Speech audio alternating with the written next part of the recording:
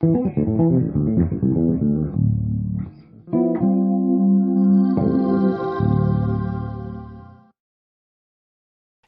familiar to some degree with the sound of the major triad.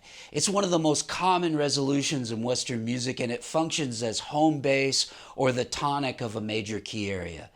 Even though the major triad is a basic chord structure that all beginners should learn to both hear and play, it often gets left behind in the learning process in search of something more complicated or advanced. As a beginner, it's super useful to learn all of the major triads in the first position because it highlights a very common problem when applying major triads across the fingerboard, which is based on the way that you finger the triad. The first position is a great place to start because it immediately outlines 5 fingerings starting on the open string, the first finger, the second finger, the third finger, and the fourth finger. The first position is also the business end of the instrument, giving you a solid command and mastery of the role of the bass guitar. So what I'm going to show you today is how to organize playing all the major triads in the first position. This is a subject that I go into significant depth on my bass foundation course, which is now open for enrollment. I only run this course twice a year, and the next one starts on January 16th, 2019. I'm going to go ahead and stick the link over here if you want to sign up for that, and I suggest that you do because places are extremely limited. But if you have any questions about this course while you're watching this video, then please just leave your comments below. Okay, so if we take a look at the first position on the bass guitar is comprised of all the open strings and then the first 4 frets. So that's going to take us from our E all the way up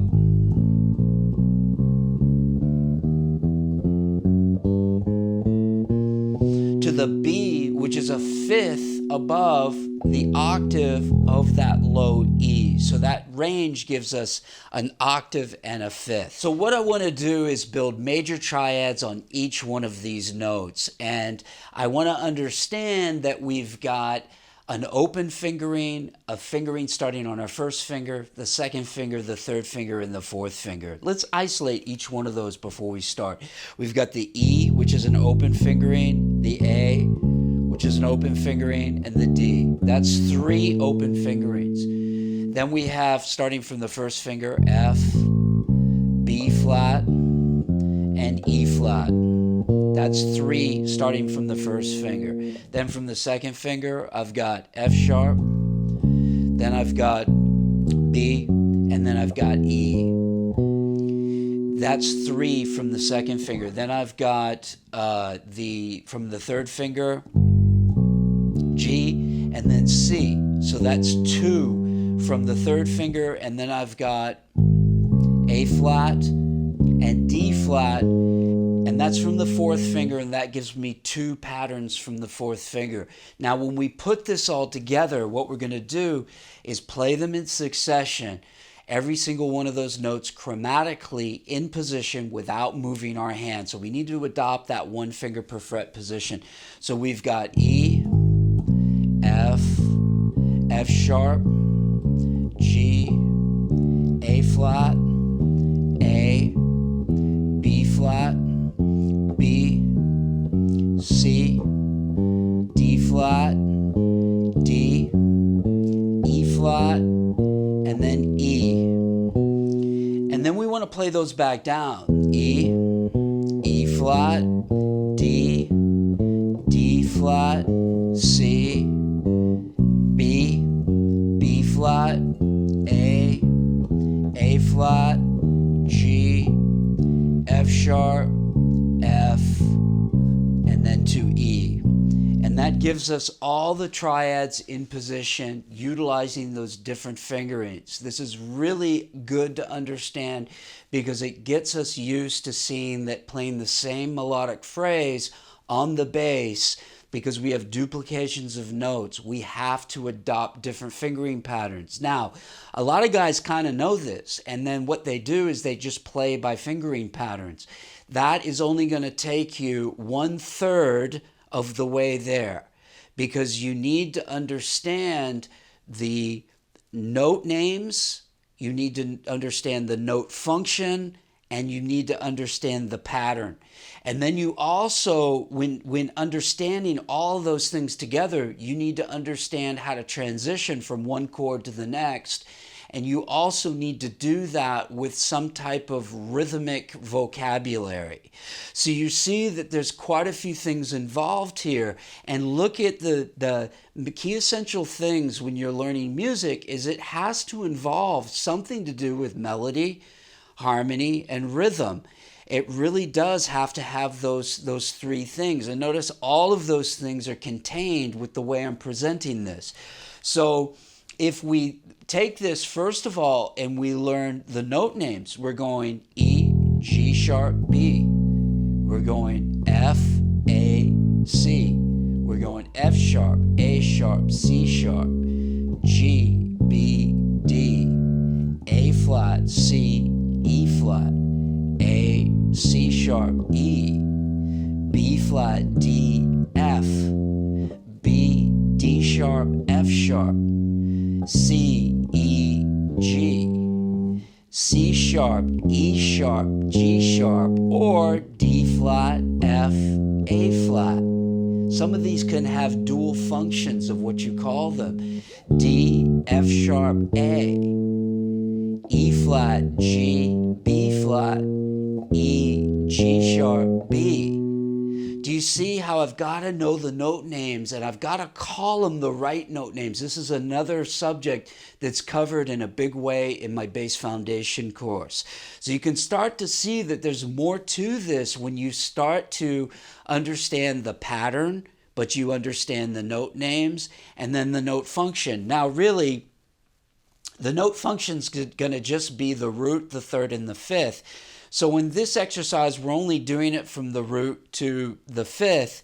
So it's not that hard to just go root, third, fifth, root, 3, 5, root, 3, 5, root, 3, 5, root, 3, 5, root, 3, 5, root, 3, 5, root, 3, 5, root, 3, 5, root, 3, 5, 3, 5, root, 3, 5, root, 3, 5. But what that does is it gives you this tactile representation, this mental representation of how that feels with the different fingerings. So it might seem kind of redundant, but it isn't. And you need all three of those things. You need the patterns, you need the note names, and you need the note functions, especially when we start to break these triads up.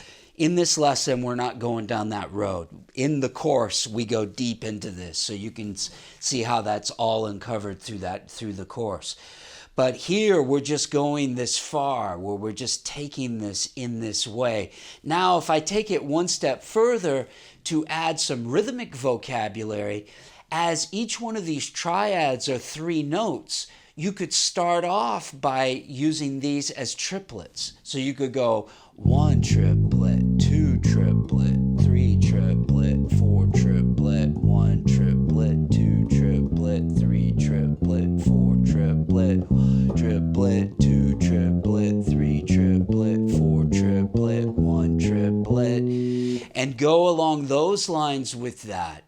That puts each of the roots of the triad on the downbeat. But if I want to change it up a bit and make it a little bit more difficult to, or challenging to comprehend where I am rhythmically in the bar, then I can play this in 8th notes or 16. So if I took 8th notes, I could go 1 and 2 and 3 and 4 and 1 and 2 and 3 and 4 and 1 and 2 and 3, 4 and 1 and 2 and 3 and 4 and 1 and 2 and 3 and 4. You can see straight away that that changes things when I move the reference of where the beat is. So suddenly what sounded almost a little predictable by all those roots falling on the downbeat sounds a little more angular now just by playing it up. I could do the same thing with 16s. 1 E and a 2 E and a 3 E and a 4 E and a 1 E and a 2 E and a 3 E and a 4 E and a 1 see where it ends on that 2E end, you know? So this is a very cool system.